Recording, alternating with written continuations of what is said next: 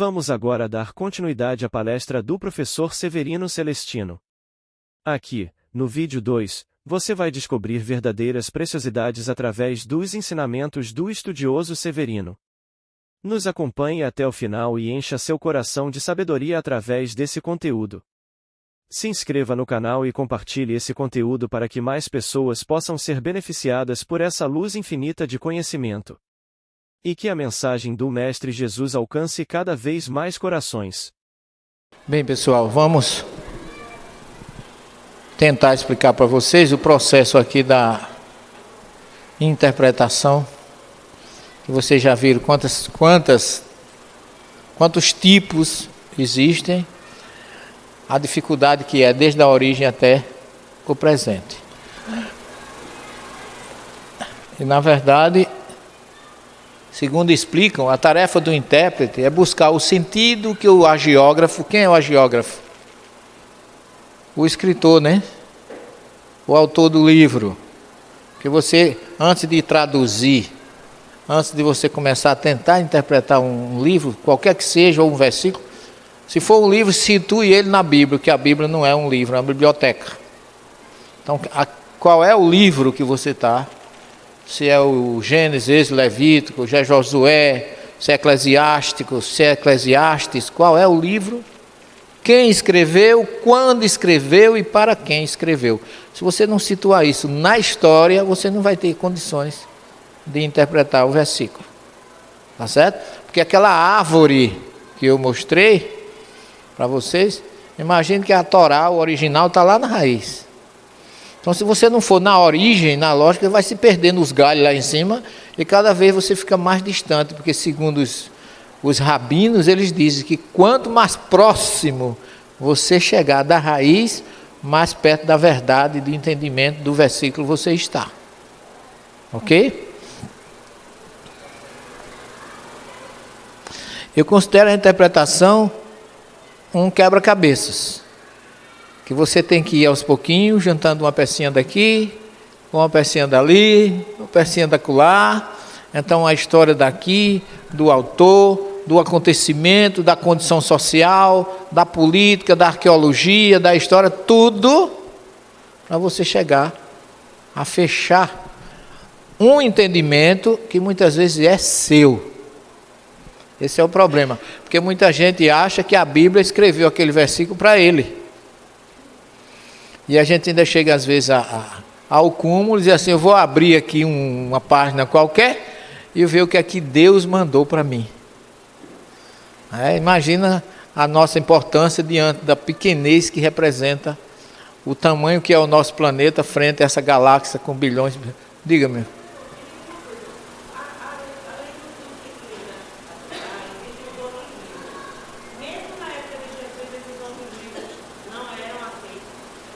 Não, no tempo de Jesus já existia a Torá e os profetas. É tanto que ele diz em Mateus 5,17, não penseis que eu vim destruir a Torá nem os profetas. Quer dizer, até Jesus, que começa com ele, a história dele começa com o Evangelho de Mateus, que é o Novo Testamento, você só tinha a primeira revelação, que era a Torá e os profetas. Que Jesus, quando encontra João Batista, ele diz assim, a Torá e os profetas profetizaram até João, porque a Torá e os profetas falavam de Jesus, do Messias, e ele estava ali. Então, com a chegada dele, acabaram-se as profecias em Israel. Ele foi aquele que separou a primeira revelação da segunda. E esse você pode me perguntar ainda, quanto tempo durou o último livro da primeira revelação para o Evangelho de Mateus? Em torno de uns 400 anos. Aí chama o período intertestamentário. Aquele período que, para nós, a nossa Bíblia termina com Malaquias e começa com Mateus, o Novo Testamento. Ok? Então, no tempo de Jesus, já existia a primeira revelação, que era a Torá e os profetas. Tudo, Jesus, não vê que ele diz, eu não vim destruir nem a Torá, nem os profetas. E que tudo que está nela, a menor letra que é o Yud, que é a letra hebraica, não vai passar nem um iúde da Torá, até que tudo o que ela falou e que os profetas disseram seja cumprido. E aí ele acrescenta eu não li eu não adiantei para não ficar triste com a nossa realidade, mas ele diz: ai daquele que alterar um só iúde da Torá e assim ensinar aos meus filhinhos, será chamado o menor no reino dos céus. E é só o que a gente vê, para a nossa tristeza, não é? Então eu ainda vejo a interpretação como um garimpo, me desculpe a expressão, ou a comparação, mas para a gente ficar bem entendido no processo, o que é um garimpo? O que é que a gente procura no garimpo? Não é? O melhor que existe ali, o ouro, a pedra preciosa, mas em torno, observe que esses dois garimpeiros, eles estão em torno de um universo grande, que aquelas pepitas não chegaram à sua peneira, à sua peneira de garimpo, sem primeiro ser uma consequência de toda uma estrutura em torno delas. Tem a água, tem o cascalho, tem a natureza, tem toda uma história que precede esse processo de escolher o melhor, de extrair a melhor essência. Assim é um versículo bíblico. Não importa se é a primeira ou segunda revelação. Tá certo? Então, quase sempre, nós somos assim. Nós somos intérpretes, cada um olhando para a sua peneira, para o seu garimpo, e os outros que ficam com a sua. Quando a gente sabe que tem mais de 70 interpretações dos sábios antigos, imagine hoje, com as religiões que nós temos, com as questões pessoais, tendenciosas, unilaterais, e sobretudo naquele primeiro nível vermelho que eu coloquei, o literal. Porque o cara diz, está escrito e é a palavra de Deus. Escrito por quem? Quando? Como? Quem garante que a tradução está correta? Quem lhe disse que essa corrente aí procede? Realmente foi isso que Jesus quis dizer? Então, quando eu coloco isso, eu não estou contestando a verdade bíblica, eu estou chamando a atenção para que vocês reflitam com a lógica, a razão e o bom senso antes de aceitarem uma interpretação de um versículo bíblico. Veja quem está interpretando, porque existe dentro da nosso costume ocidental algo que foi criado pelos teólogos, pelos concílios, pela história, sobretudo da Igreja Católica, que é a precursora desses processos, e aquela que sucedeu o cristianismo primitivo, que é o cristianismo do primeiro, segundo e terceiro século, onde está a verdadeira essência dos apóstolos de Jesus. Isso foi destruído lá atrás. Então entrou agora uma outra corrente que se titulou Dona de Jesus, promotora de Jesus. A mensagem de Paulo, que foi a Roma como prisioneiro, que se pensava que Roma se cristianizasse, mas o cristianismo é que se romanizou. E foi criada a Igreja Católica Apostólica Romana e não Igreja Católica, porque é universal, o nome católico é universal. Igreja Católica Cristã, ou Apostólica Cristã, e não Apostólica Romana. E aí os concílios criaram o chamado dogmas, que são coisas que ninguém pode contestar, sob pena de ir para o fogo do inferno. Não sei quem é que vai levar, mas diz que a pessoa vai, né? Não sei quem é que vai ter condições de chegar lá. Primeiro porque o fogo do inferno não existe, o inferno também não existe. Isso é uma questão muito, muito forte.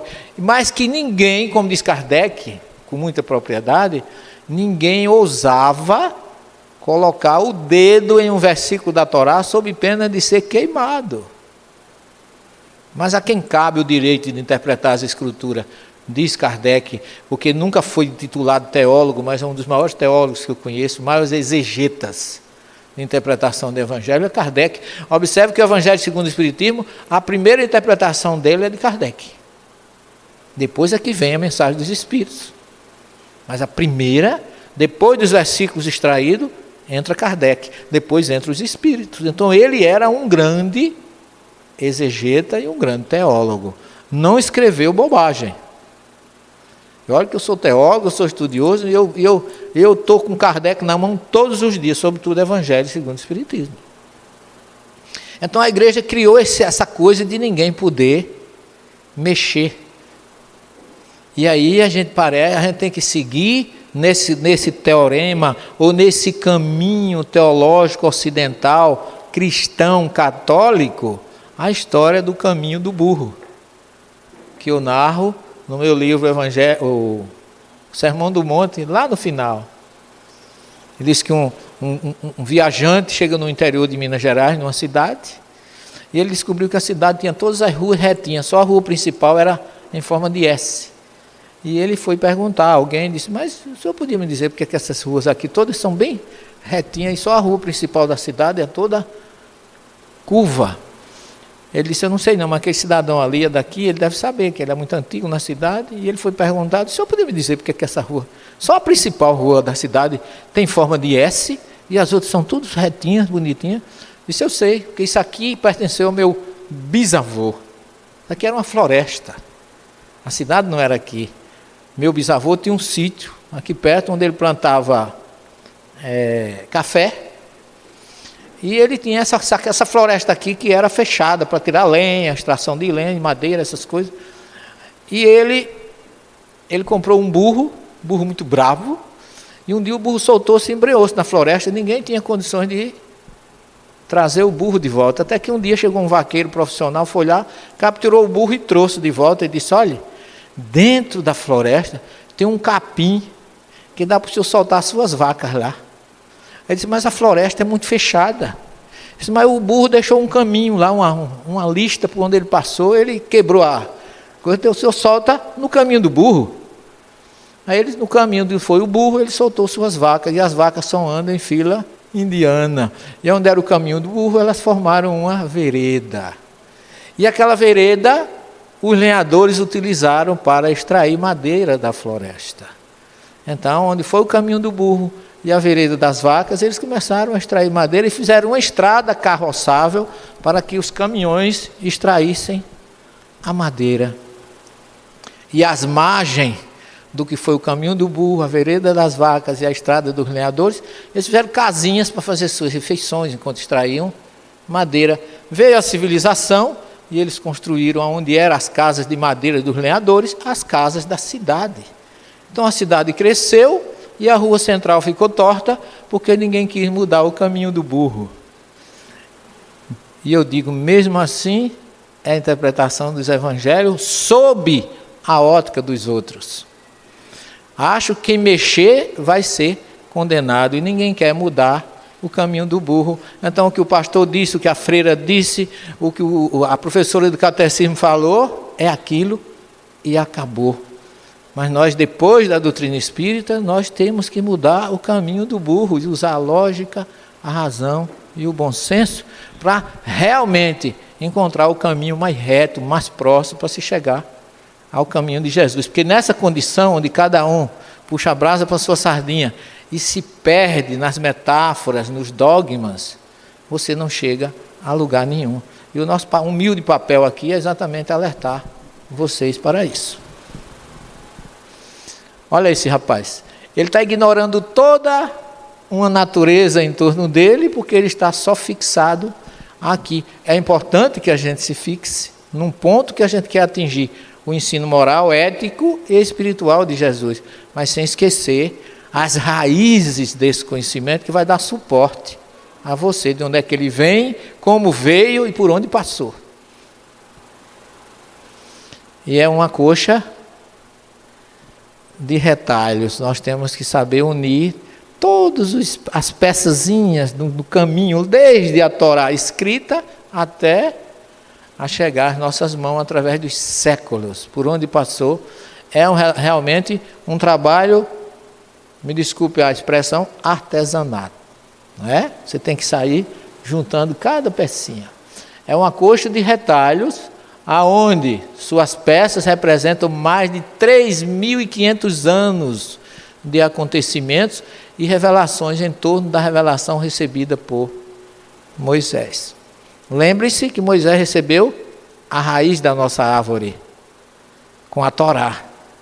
Mas ele recebeu uma Torá escrita.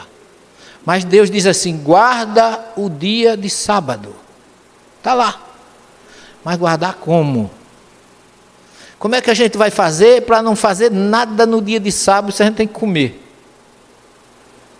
Como é que vai ser? Então, por conta disso, foi se criando um entendimento e uma interpretação oral, que era proibido se escrever, se passava de boca a boca, de família a família. Vocês terem um exemplo, eles foram aprendendo a driblar ou adequar o que tinha na Torá escrita para construir a Torá oral. Eu cheguei em Jerusalém, ano passado, fui tomar um café num sábado. Guarda o Shabat, não faz nada no sábado. E o que é que a gente faz? As donas de casa cozinham o que for comer no sábado, na sexta-feira. Feijão dobrado, tudo dobrado. Porque no sábado não se pode apertar botão. Como é que a gente não pode apertar botão se a gente mora no 10º andar? Então vamos adequar o elevador do Shabat, ele para em todos os andares. Ele é calibrado para ele parar no primeiro, no segundo, no terceiro. Aonde ele parar, você desce, mas você não pode apertar botão, que é sábado. Então eu fui tomar um café e o rapaz disse: hoje não tem café, nem leite quente, porque não pode apertar o botão, não pode acender nada. O leite é gelado. O pão não pode ter fermento. Então o café da manhã é assim: leite gelado, pão sem fermento, sem sal, sem coco, feito numa caçarola, sem fundo, porque aquilo não tem gosto de nada. Parece um tijolo assado, azulejo assado, não tem gosto de nada. Então você tem que comer aquilo para realizar o que a Torá está dizendo. Está informando no dia de sábado. Então eu cheguei e disse: hoje não tem café, porque hoje é sábado. Eu digo: gente, porque hoje a cafeteira não pode ser ligada. Aí eu me lembrei de Jesus. Eu digo: mas você está trabalhando hoje. A cafeteira está de folga e você está trabalhando. Jesus não disse que o homem não é superior, que o sábado não é superior ao homem? O sábado foi feito para o homem, não o homem para o sábado. Daí a importância de Jesus com o seu discurso, de acabar com tanta coisa sem importância em detrimento do mais importante, que é o amor, a caridade, a fraternidade.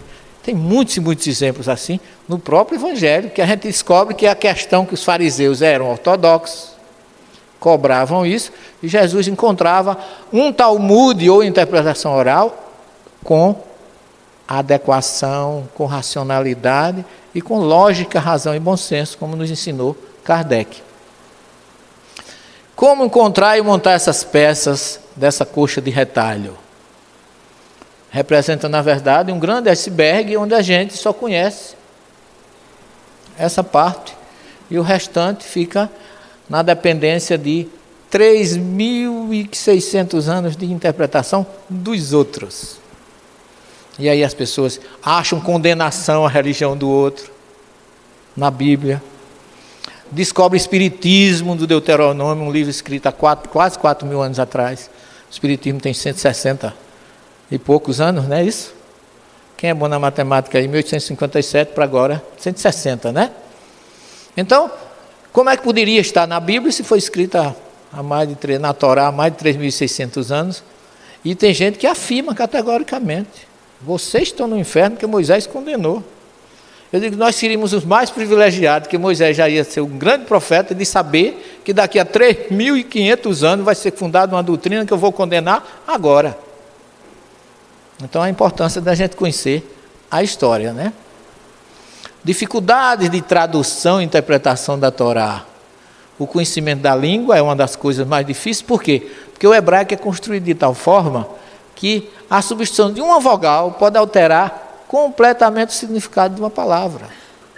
Por exemplo, Bereshit, se pronuncia Bereshit, mas não tem vogal.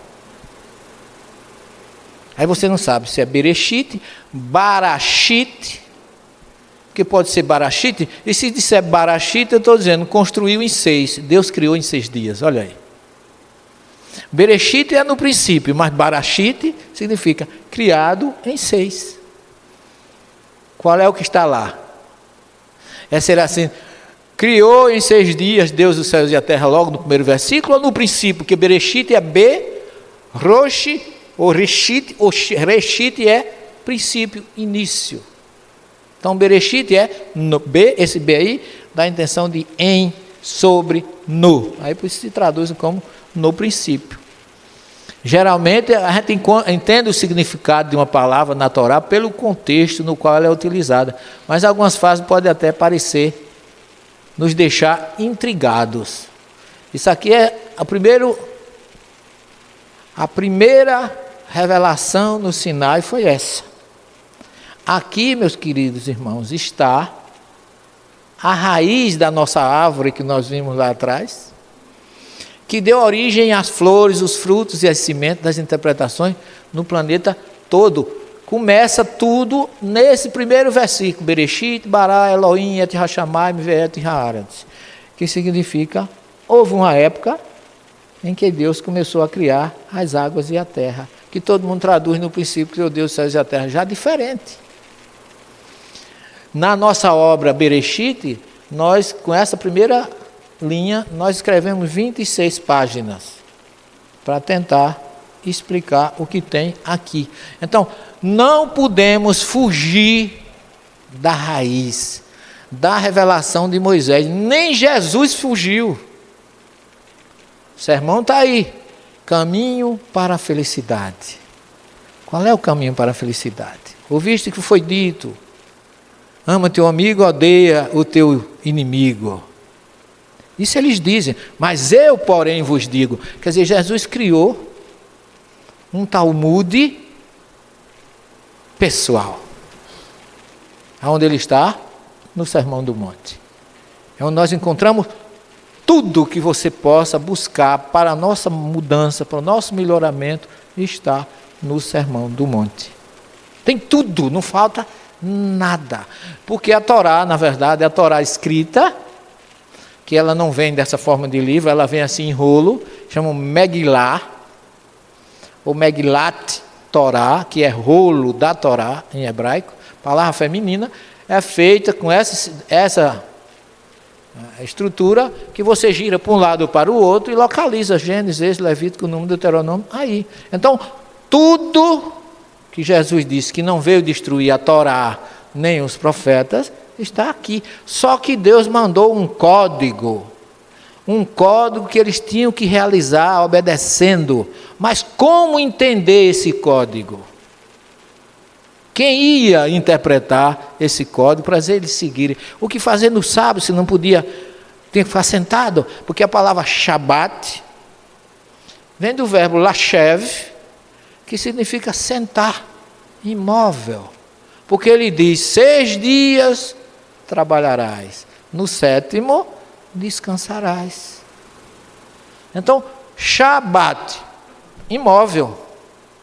E os diálogos você vê, que as crianças dizendo, hoje é sábado, é um dia bom que a gente não faz nada, e recebe visita, reúne as famílias, as mulheres não têm o que fazer, vão conversar mais, então é um dia maravilhoso.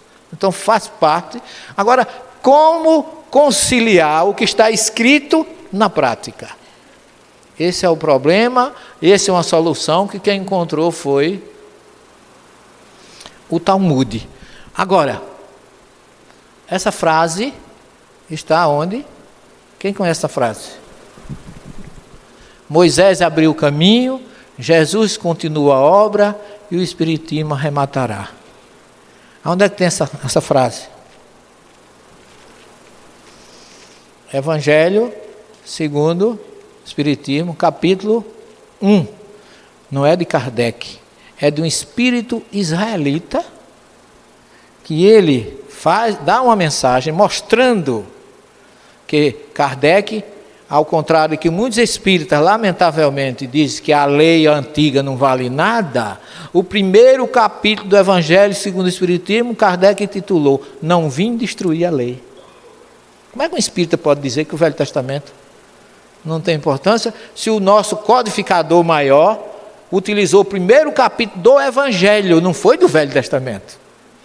Mostrando, e o espírito israelita vem coroar a ideia de Kardec, colocando essa frase. Moisés, com a sua Torá, abriu o caminho. Jesus continuou a obra. E Kardec, com o Espírito da Verdade, veio arrematar. Não podemos ler o livro dos Espíritos sem o Evangelho e sem ir a Moisés. Porque lá na questão 49, Kardec diz assim, olha, a Bíblia não contém erros. Isso é que eu chamo racionalidade. Nós nos equivocamos ao interpretá-la. Se ela tem mais de 70 interpretações, só aqui na Torá, não passei nem no Evangelho, nem no livro dos Espíritos, nem na codificação. Se ela tem mais de 70 interpretações, para aqueles que conseguem traduzir, imagine daí para frente. Então você não pode perder a raiz. Porque Jesus está no capítulo 3 do livro do Gênesis. No 2:7, ele já está junto com Deus criando o homem. Vai ser Yahvé Elohim et Hadam. E formou Yahvé com Elohim. Cristo com Jesus, o homem. Capítulo 2 do Gênesis. Soprando a centelha divina em nós. Depois do 3 tem lá a serpente, que todo mundo disse que foi a perdição. Aí que vem a questão, quando você vai na origem, você descobre que Nahash, que é serpente, tem o mesmo valor numérico de Mashiach, que é Messias. A serpente, gente, que fez a gente comer do fruto simbolicamente, para saber o que era certo e errado, é a consciência crística ou messiânica entrando em nossas vidas, nos fazendo assumir a responsabilidade pelos nossos atos e criar Deus perante nós, o livre-arbítrio. Isso está no Gênesis 3 e 2. Eu não saí do capítulo 3 ainda do Gênesis, já tem Jesus em todos esses locais. Tem Emmanuel falando disso lá nas obras dele, do Gênesis 2:7, quando ele fala do pecado, do erro contra o Espírito Santo, ele usa o Gênesis 2:7 para explicar. Então, não podemos nos libertar desse conjunto, que Emmanuel diz que a par do Novo Testamento, do Evangelho, o Velho Testamento, a primeira revelação, está cheio de clarões para a humanidade. E você chega aqui no Evangelho, Kardec já começa, não vim destruir a lei, e o Espírito israelita diz, Moisés abriu o caminho, Jesus continua a obra, e o Espiritismo arrematará. Ou a gente trabalha com o conjunto, ou a gente vai se perder lá no final. E a visão ocidental, eu sorrio quando eu vejo isso aqui. Vocês viram os 4 caminhos, eles têm 70 interpretações e 4 caminhos que eles indicam para a gente, que é a chamada jardim do conhecimento, não é? Que é o Pardês. No Ocidente, eles dizem que existe hermenêutica e exegese. Quem criou isso? Será que está de acordo com o que está lá atrás? Já não está. Então, é uma visão resumida, grega, porque aí a gente não pode deixar de falar que mesmo o Talmud, através do tempo, sofreu a consequência da influência grega. E se tem uma coisa que não foi boa para o Evangelho, foi, infelizmente, o idioma grego, por uma condição, por uma situação de momento e de época. E a gente se esquece que os discípulos e Jesus eram todos judeus. Por que judeus? Porque a partir de Jesus, por causa da tribo de Judá, e Jesus também era da tribo de Judá, que era a tribo de Davi, os hebreus passaram a se chamar de judeus. Mas até Jesus não existia judaísmo, existia hebreuísmo. Quem eram os hebreus? Aqueles que antecederam a Jesus. No tempo de Jesus tinha Judéia, Samaria e Galileia. Quem nascia na Judéia era judeu, mas era hebreu. Hebreu nascido na Judéia. Quem nascia na Galileia era galileu, mas hebreu, galileu, nascido na Galileia. Quem nasceu na Samaria era samaritano hebreu. Por isso que a samaritana diz, nosso pai Abraão. Olha, eles estavam falando da mesma raiz, do mesmo tronco. Se a gente não conhece isso, meus irmãos, nós vamos nos perder. Agora, não estou dizendo que eu conhecendo, eu estou achado, não. Não, eu ainda sofro muito para chegar a uma conclusão. Eu todos os dias renovo meus conceitos em torno da mensagem de Jesus, porque se tem alguém que tem fome e sede, não é de justiça, mas de um reencontro com Jesus, esse alguém sou eu. Porque eu vou todos os anos à terra dele, eu estou todos os anos na geografia dele, eu estou sempre nos evangelhos, eu estou sempre no texto original, eu nunca procuro um Jesus grego, procuro um Jesus judeu. Porque tem muita coisa no evangelho que se você não souber que Jesus era judeu, você não vai entender. Muitos diálogos. E os discípulos? Tinha judeu, tinha galileu, tinha judeu grego, que é Lucas, tinha João, que era galileu. Então, eram pessoas que tinham suas tendências. Porque a gente tem que entender que os discípulos de Jesus não eram perfeitos. Vocês se lembram que Jesus entra na Galiléia, para vocês terem uma ideia, quem vinha da Galiléia para a Judéia, para Jerusalém, não passava na Judéia. Vinha pelo Vale do Jordão. Gente, a pé, se aumentava a viagem 40 quilômetros. Mas valia a pena para não passar na Samaria. Quando Jesus não fez nenhuma diferença. Pelo contrário, a primeira viagem dele foi por dentro da Samaria e vai ao poço de Jacó, se identificar como hebreu, que não havia diferença entre homem nem mulher. Jesus mostrou justiça. E justiça no judaísmo, gente, não é vingança como nós entendemos aqui. É igualdade perante Deus para todos. Não existe diferença no código moral e de amor de Jesus entre o homem e a mulher. Nenhuma. Diga, Marcos.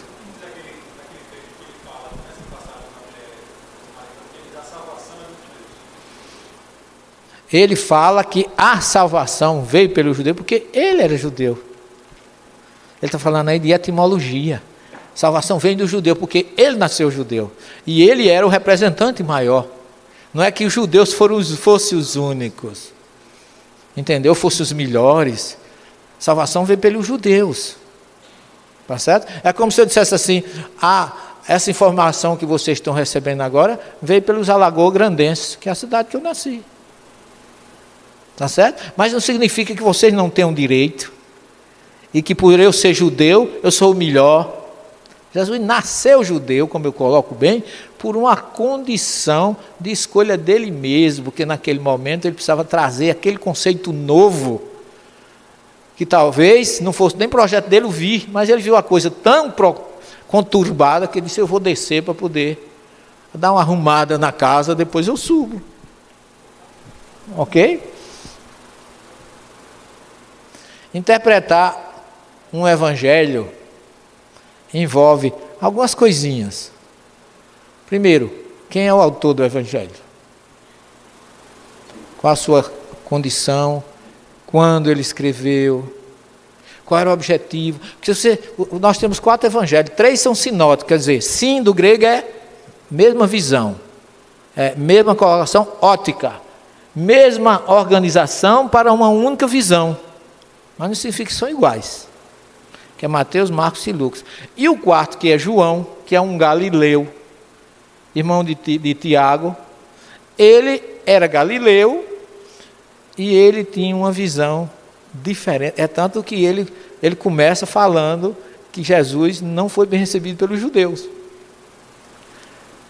No princípio era o verbo estava com Deus e o verbo era Deus. No princípio, todas as coisas foi feito por ele. Nada do que foi feito sem ele.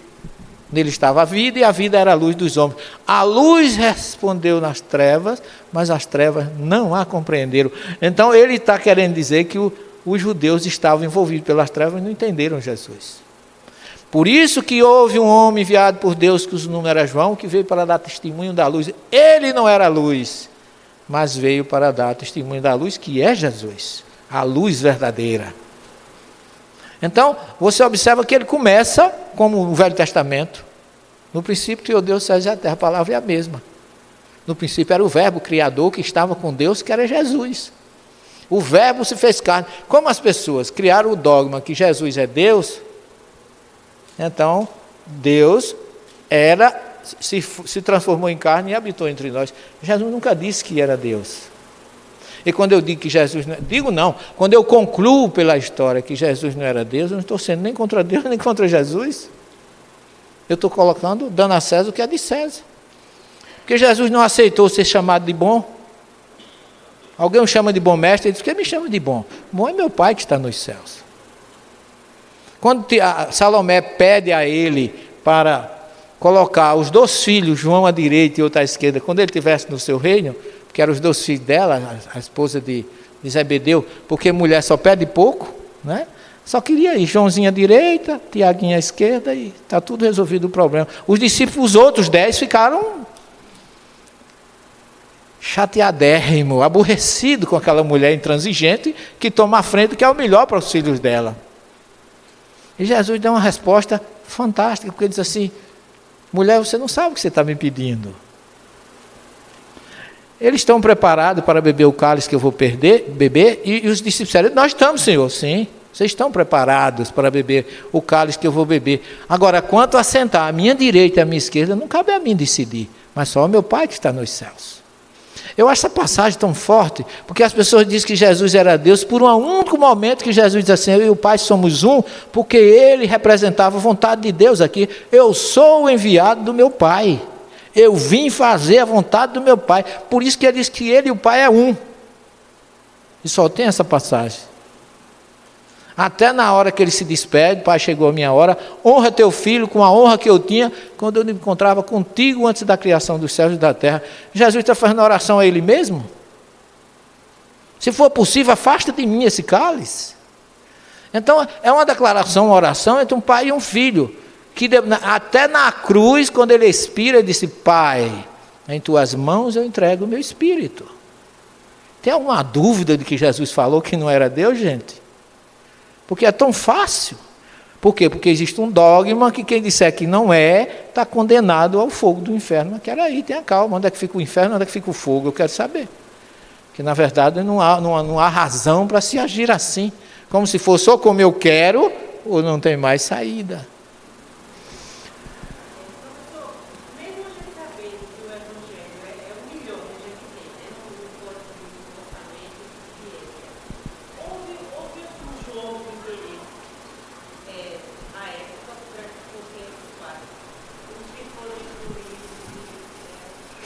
A pergunta é, vou repetir porque pode ser que tenha internauta assistindo, né? Eu acho que se tiver, meu abraço fraternal.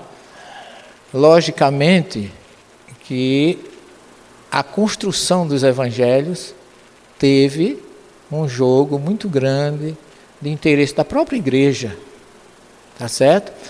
Eu tenho um trabalho sobre o cânon, eu até falo alguma coisa no Sermão do Monte, em que houve verdadeiras reuniões na igreja para saber quem era escolhido e quem não era.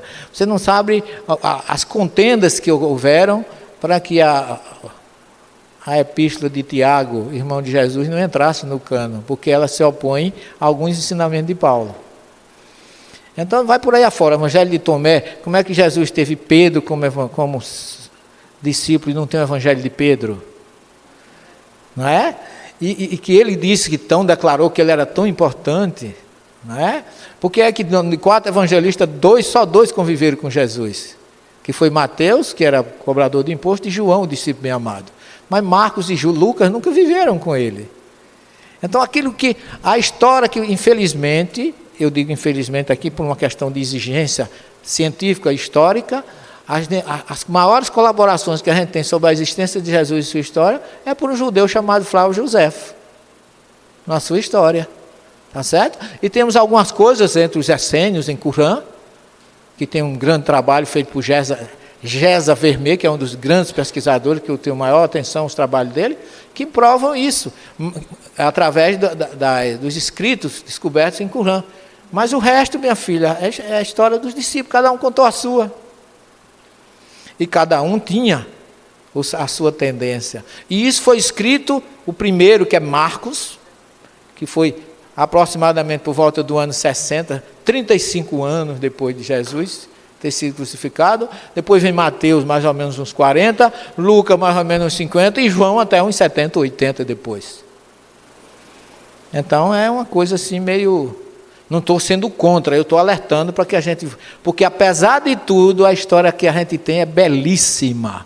Não é de se jogar fora. Eu estou aqui fazendo um papel de advogado de atalaia, atrás do toco, mas no sentido de alertar a gente para não ir em muita conversa que a gente escuta por aí.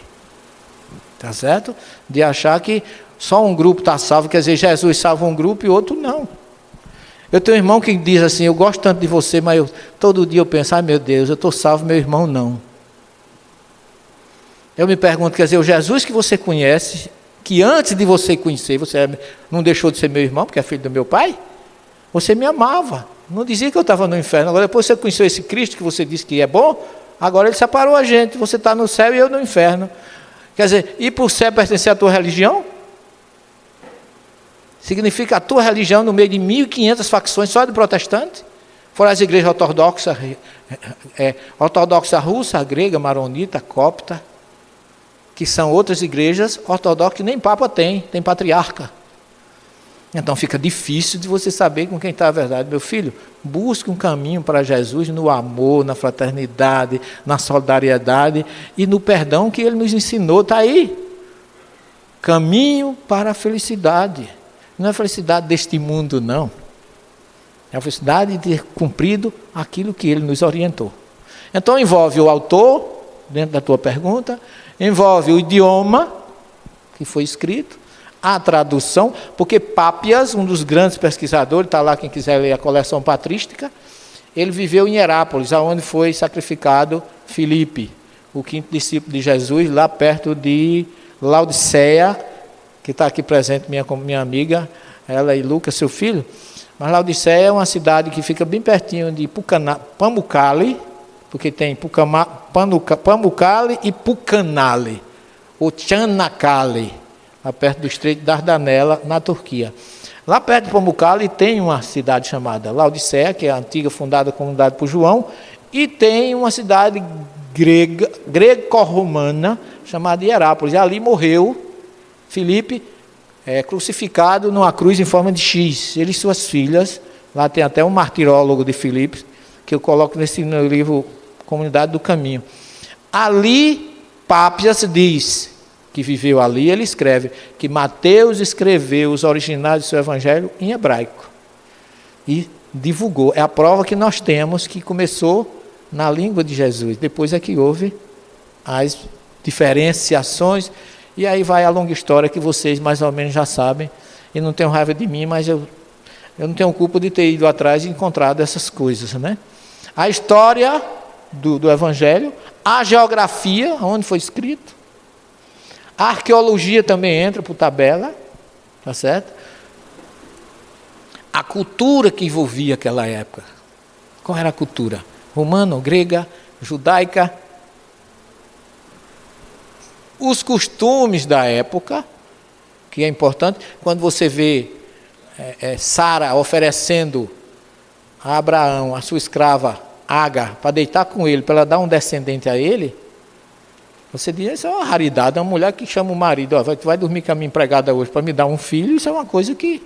A mulher não, mas a maioria dos homens adora, então não tem uma mulher assim, mas não é bem isso que ela quis dizer, nem que era acontecer. Naquela época, a mulher que casasse com um homem, porque o judaísmo é todo patriarcal. Você veja que Mateus começa dizendo, Abraão gerou Isaac, Isaac gerou Jacó, Jacó gerou a Judá e seus irmãos, porque era uma genealogia judaica, que Mateus usa como judeu para explicar a origem de Jesus.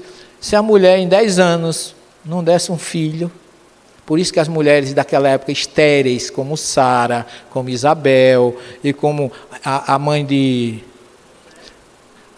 João Batista, Isabel, tudo estéril, tudo infeliz. Por quê? Porque mulher importante era aquela que dava um descendente ao seu marido, porque a mulher vivia em função do marido, que era o mais importante. Então Sara, por amor a Abraão, já que eu não posso te dar de meu ventre um filho, você deita com a nossa escrava Agar, egípcia, e você vai ter um filho que vai ser o nosso herdeiro, seu primogênito, através de uma escrava, porque a escrava também não tinha importância naquela época. Então você veja o que é costume. Se você não conhece isso, como é que você vai entender determinado? Por isso que as pessoas dizem, eu não gosto de ler a Bíblia porque está cheia de erro. O erro está você, meu filho, que não está indo conhecendo o costume, nem a história, nem como funciona, para você tirar a verdade de onde se encontra. A situação política, social e religiosa. Jesus falou de tudo isso nas suas parábolas, quando ele fala do samaritano, discriminado, tá certo? Como nós somos ainda hoje, muito discriminados por outros irmãos, que acho que nós não somos nem cristãos, como eu já falei. Isso não muda nada, não estamos sendo julgados por Jesus. Isso que a gente tem que ter a confiança que nós estamos, felizmente, o nosso julgamento vai ser feito por Ele, e não por outras pessoas que nos veem diferentes. Olha a geografia aqui. Aqui é onde está toda a Palestina antiga, a Galileia, onde Jesus iniciou, Samaria, olha, no meio, está vendo? Quem vem para a Judéia, que está aqui embaixo, tinha que passar, logicamente, na Samaria. Mas o preconceito religioso e a discriminação política, social, fazia com que eles viessem daqui, ó, pelo Vale do Jordão, ó, por aqui, chegava até Jericó, por aqui, para poder subir para Jerusalém, sem não passar na Samaria. Aumentava 40 quilômetros da viagem.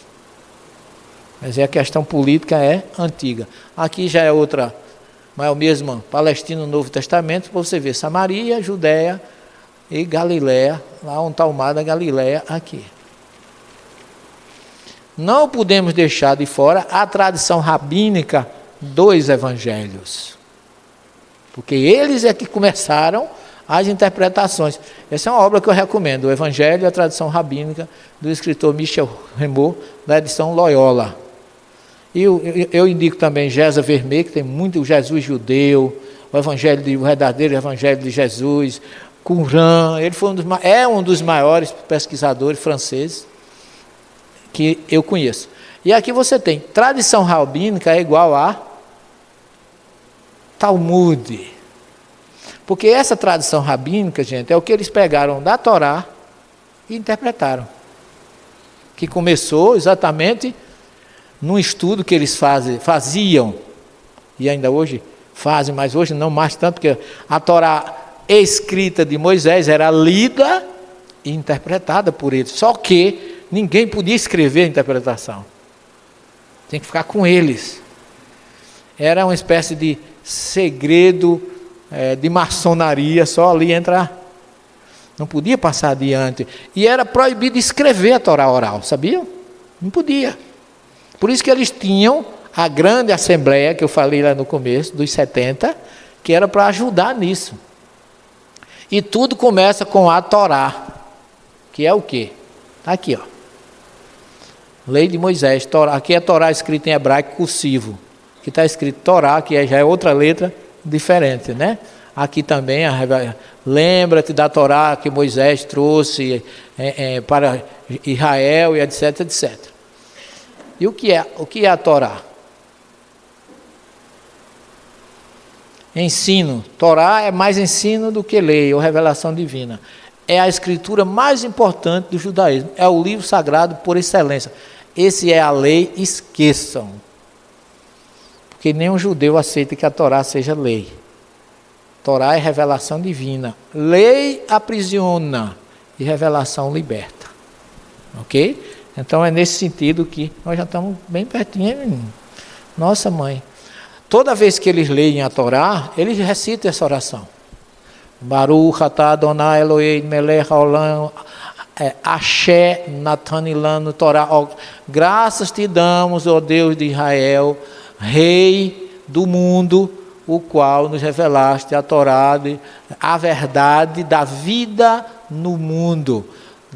Para nós, graças te damos porque nos dessem a Torá. Então é uma oração que eles, todo dia quando eles terminam de rezar, eles agradecem a Deus, porque é o livro mais importante e ela é escrita. Tá certo? Os livros sagrados da Torá são Pentateuco, que a gente já viu isso aqui, Gênesis, Êxodo, Levítico, Número, Deuteronômio. E o Talmud é o livro que reúne muitas traduções orais e é dividido em 4 livros. A Mishnah, que vem de Mishneh, que é 2, ou segunda Torá. O Targumim, que é a Torá em aramaico. A Mishnah é em hebraico. O Targumim já é por causa da época do Talmud na Babilônia, onde eles estavam fora, lá naquela região da Babilônia, predominava o aramaico.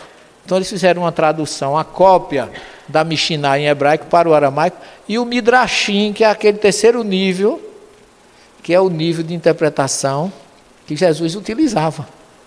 Chama Midrash, que vem de Derush. E os comentários, que geralmente o Midrash vem com Agadá. Agadá é a história, as parábolas, porque Jesus não criou as parábolas. Ele construiu muitas parábolas, mas a grande maioria estava lá no meio do Talmud, no judaísmo. E aqui, ó, Talmud é o livro que reúne muitas tradições orais e costumes dos judeus, tá vendo? Essas traduções têm hoje tratados copiados, embora fosse oral, que ela ficou muito tempo sem ser. Originalmente, o estudo acadêmico do judaísmo era oral. Os rabinos expunham, debatiam a Torá e discutiam o Tanar. Tanar aqui é Bíblia, o todo. Tá certo? É Torá, Neviim e Ketuvim, que dá Tanar. Sem escreverem esta discussão, embora alguns possam ter feito anotações particulares, mas não era permitido passar adiante. Depois da destruição da comunidade judaica no ano 70, com a destruição de Jerusalém, e os consequentes distúrbios nas normas legais e sociais judaicas, os rabinos foram forçados a encarar uma nova realidade. Qual foi? Principalmente a de um judaísmo sem um templo que tinha sido destruído. Que o templo servia de quê? Centro de estudo e ensino. E uma Judéia sem autonomia. Surgiu uma enxurrada de discursos legais e o antigo sistema de estudiosos oral não pôde ser mantido. Foi durante esse período que o discurso rabínico passou a ser registrado na escrita. Só a partir do ano 70, Jesus já tinha até sido crucificado. Isso aqui é o Talmud Bavli, o Talmud da Babilônia, que cada tratado tem um título. Aqui é Berachot, são as bênçãos, as orações, um tratado sobre as orações. E o que é o Talmud? Significa instrução ou aprendizado, ou estudo, daí em hebraico se chama o estudante de Talmid, Talmidim, estudantes. Daí o nome Talmud, que é estudo. É um texto central do judaísmo e registra as discussões rabínicas sobre lei, ética, costume, história e filosofia judaica. Quer dizer, tem tudo. Levou aproximadamente de Moisés até o ano 400 e pouco, uns quase 2000 anos para ele ser construído. Isso de época em época, que eles iam traduzindo, discutindo, anotando, mas não podia publicar, nem escrever. A origem do Talmud começa no livro de Números, capítulo 11, versículos 16, 17 e 24 a 26. O que é que diz? E Yahvé disse a Moisés: reúne 70 anciãos de Israel, que tu sabes serem anciãos e escribas do povo, tu os levarás à tenda da reunião, que era a barraca de Moisés, levarás ali, e onde permanecerão contigo. Eu descerei para falar contigo, tomarei do Espírito que está em ti e o porei neles, que Moisés era o grande médio. Assim levarão contigo a carga deste povo e tu não a levarás mais sozinho. Então veja que houve uma iniciação mediúnica para se formar o Talmud através de grandes médios, que foram esses 70. Moisés saiu e disse ao povo as palavras de Yahvé, e em seguida reuniu 70 anciãos dentre o povo e os colocou ao redor da tenda. Yahvé desceu na nuvem, falou-lhe e tomou do Espírito que repousava sobre ele e o colocou nos 70 anciãos. quando o Espírito repousou sobre ele, profetizaram e nunca mais pararam. E aí tem aquela história. 2 anciãos que estavam no campo também receberam o Espírito e começaram a profetizar no campo. Veio um jovem e disse: Moisés, tem 2 homens lá no campo profetizando, proíbe, por favor. E Moisés disse: quem me dera que todo o povo de Israel profetizasse. Quer dizer, Moisés não queria ser médio único. Aí já se prepara o que nós temos hoje, a grande quantidade de médios, que os profetas depois vieram classificar isso melhor, e ainda a questão da mediunidade iniciada naquela época, que originou a Torá oral. Não é interessante isso? Quer dizer, todas as grandes revelações da natureza têm a mão da mediunidade. Começa com Abraão, com os profetas, com os 70 anciãos do deserto. Está vendo, Marco? Eu não cheguei ainda nem em interpretação, a gente está só na...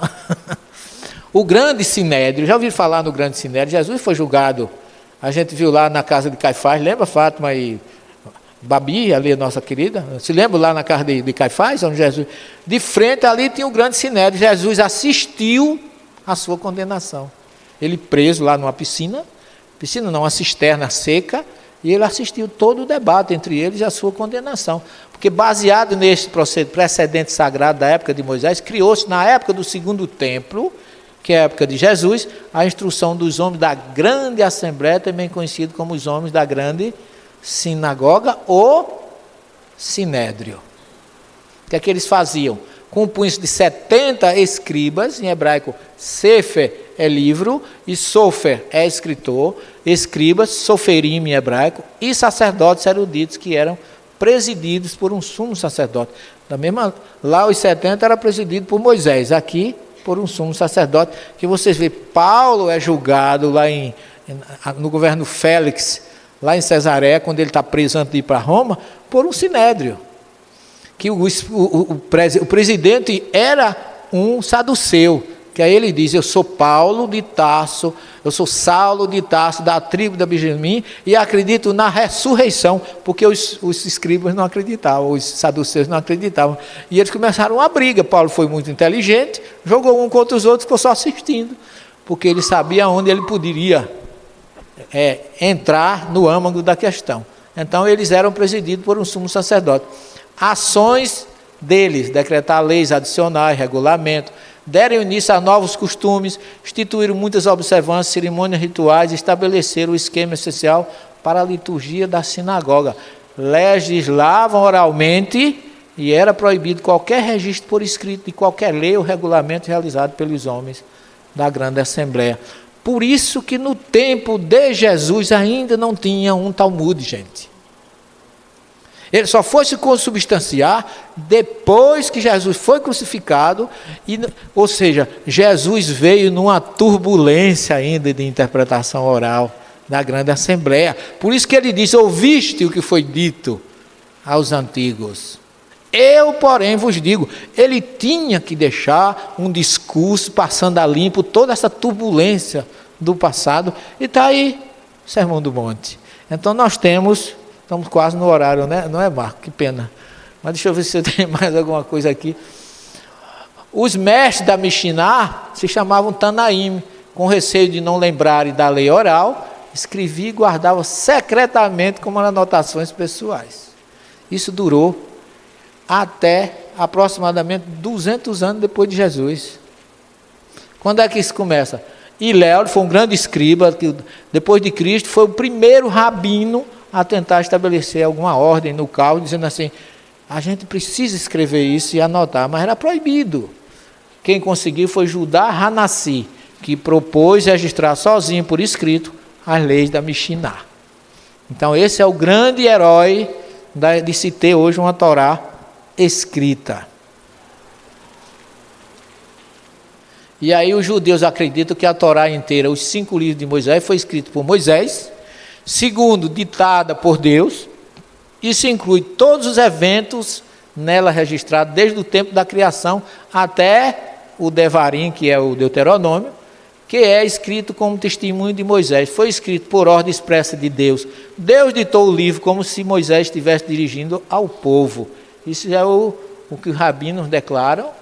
E veio, juntamente com o texto escrito, Deus deu a Moisés uma explicação oral. Não foi só escrita. Elas complementam uma a outra. Verdadeiro entendimento de ambas revelará que são a mesma. Em muitos casos, a Torá escrita refere-se a detalhes que não estão incluídos no texto, assim, aludindo a uma tradução oral. Por exemplo, a Torá declara, Devarim 12:21, que é Deuteronômio 12:21, abaterás teu rebanho, como eu te ordenei. Como foi que ele ordenou? Como foi que ele ordenou? Implicando uma ordem oral sobre o abatimento do ritual. Abaterás teu rebanho, como eu te ordenei. Como foi que Deus ordenou a Moisés? Quem sabe? Quer dizer, houve uma passagem, uma tradição trazida do próprio Deus para Moisés, que ninguém sabe. Então, isso que deu implicando uma ordem oral sobre o abatimento do ritual. Da mesma forma, tais mandamentos como Tefilim, que é a oração, Ticit, que é o chale da oração, que todo judeu usa, são encontrados na Torá, mas não são fornecidos detalhes e presume que estão na Torá oral. Então, essa é a dificuldade, por isso que a briga começa daí, meu filho, até hoje. E o Talmud veio, composto de Mishnah e Gemará. Ambas contêm regras legais, discussões de trás para frente, dissecando e esclarecendo estas regras. A comunidade de Israel compilou o Talmud no 3º século, chamado Talmud de Jerusalém, e o Talmud babilônico foi compilado 200 anos depois. E eu aceito ainda hoje como o principal ou o melhor. Em questão de concordância, ambos são Talmud. Quando se trata de uma disputa, o da Babilônia tem primazia, porque foi feito numa escola, numa sura, chamado Tribunal de Sura, na Babilônia. Assim é o Talmud babilônico, que é chamado simplesmente de Talmud. Consiste, gente, de 73 tratados. Não é 73 cartilhazinha, não. De assuntos legais, ética, história, escrito pelos antigos.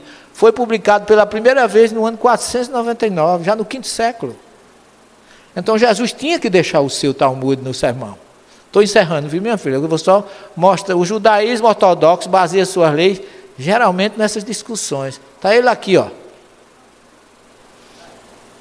Aqui não tem todos não, mas cada livro desse é um tratado. Tá certo? E custa hoje, promoção, R$ 8.600 na Sefer, à vista, porque ele custa R$ 9.600. Eu vi segunda-feira passada. Precinho, se você for lá agora ainda vai achar o mesmo. Pode ser até que a promoção tenha caído e tenha voltado por 9. Não, esse aqui é em inglês. Esse é em inglês. Não tem ele em português. Eu tenho muita coisa. Eu tenho a Mishnah, que são 14 volumes, que é escrito por Maimônides. Eu tenho muita coisa do Talmud, mas eu nunca tive que comprar, porque eu tenho muita coisa parcelada. Isso aqui é outra, ó. Talmud Bavli, Talmud da Babilônia. Esse aqui é outra foto dele. A Mishnei Torá, que é o segundo, né? É o nome original do Deuteronômio, eu vou encerrar com ele, que ele chama de Yad HaHazakan, quer dizer, a mão forte. Como a palavra mão em hebraico, os valores numéricos dela dá 14, a Mishnah tem 14 volumes. No judaísmo é tudo assim.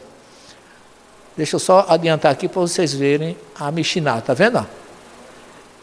Esse é o Midrash, que é aquele que eu falei para vocês, que é a terceira, que Jesus usou muito, porque ele tem Midrash, que é a interpretação junto com a parábola, para esclarecer, conta uma história, é muito interessante. E aqui Jesus, aí agora que a gente ia entrar nos evangelhos, porque eu não poderia falar do que a gente vai mostrar nos evangelhos, sem vocês conhecerem esse tronco. Por isso que eu disse a você, chamou porque quis. Mas você me pediu, eu estou lhe dando. Mas não é simplesmente um assunto que a gente possa abolir explorar em 2 horas. E olha que eu dei uma corrida agora a 215 por hora. Você viu que foi para poder deixar mais ou menos, mas a gente fica devendo uma próxima oportunidade a gente completar. Queria agradecer do fundo do coração a você. Você chegou até aqui. E isso já diz muito. O vídeo que você acabou de assistir não é só uma aula. É uma convocação espiritual. A pergunta agora não é mais o que Jesus disse. É o que você está fazendo com o que já sabe. Severino Celestino nos lembra. Moisés iniciou a jornada com a Torá. Jesus interpretou com autoridade e amor. O Espiritismo arremata, revelando o Espírito por trás da letra. Mas nada disso adianta se você continuar no caminho do burro. Seguindo interpretações repetidas, frases fora de contexto, dogmas que amarram mais do que libertam. Jesus está vivo, na essência do Evangelho. Mas só se revela para quem tem coragem de voltar à raiz. À origem. Ao coração da mensagem. Se essa mensagem tocou você, deixa uma coisa nos comentários. O que você sentiu ouvindo essa visão tão profunda de Jesus? O que isso te fez repensar? E compartilha com alguém que esteja em busca. Porque essa mensagem é para quem não se contenta com a superfície. Se inscreve no canal. E segue com a gente nessa jornada de despertar.